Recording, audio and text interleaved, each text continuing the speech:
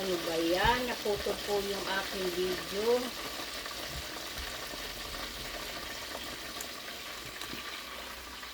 Guys, yung kaninang video ko naputol. Ewan ko po. Siguro nainitan ng usok yung aking camera. So, kinontinue ko na lang po dito. Pasensya na po kayo. So, guys, ito pong chicken curry ko. Ayan po. Ginisa ko muna po siya sa onion, luya at garlic. At ito po may coconut ako, dalawang coconut, at lalagyan ko rin po siya nitong curry paste.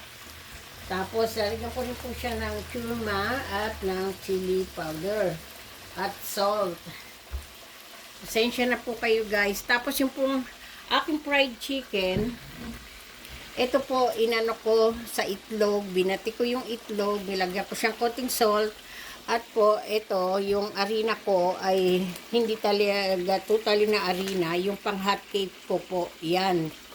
Kasi mas masarap po pag, pag yan ang ginamit nyo sa fried chicken nyo.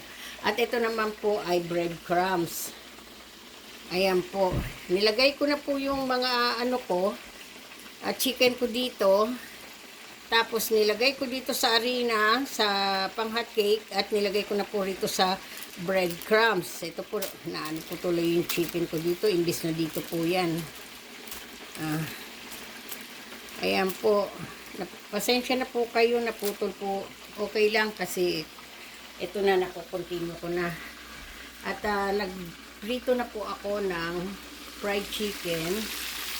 Ayan po. Ayan na, maluluto na po yung apat. Pasensya na po talaga kayo guys. Okay lang, kasi pareho naman din po sa sinasabi ko ngayon. Pasensya na po talaga kayo. Ay siya nga po pala guys. Ito pong harina, nilagyan ko na po siya ng salt, pepper, and garlic powder. At Maggi Magic Sarap. Kalahati lang po ang nilagay ko. Ayaw ko po kasi ng maalat. Ito po yung konti na natira. Siya po ay lalagay ko dito sa chicken. Ito pong chicken, hinihintay ko lang po siyang matuyuan bago ilalagay ko yung coconut. Ginisa-gisa ko po muna siya. Wala po akong mga sili-sili, siling labuyo, siling haba, wala po. Dahil naubos na po yung nasa garden ko, hindi pa po kami nakakabili ngayon sa Chinese store. Kung ano po ang nandyan ko sa ref, yan na lang po ang mga hinalo-halo ko. Basta po alam nyo, marunong kayo magluto, marunong kayo maglasa ng mga luto ninyo.